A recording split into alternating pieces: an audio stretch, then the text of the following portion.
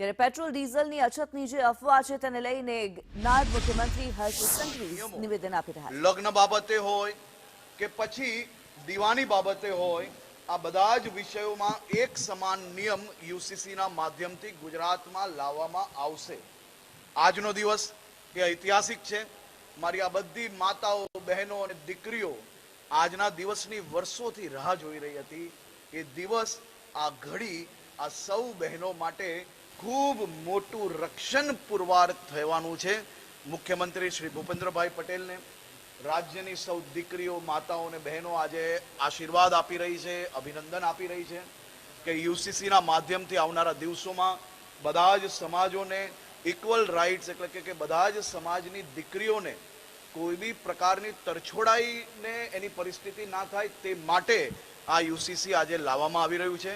UCC એ કોઈ એક ધર્મ માટે નથી, પરંતુ બધા જ ભારતીયો માટે એક સમાન છે।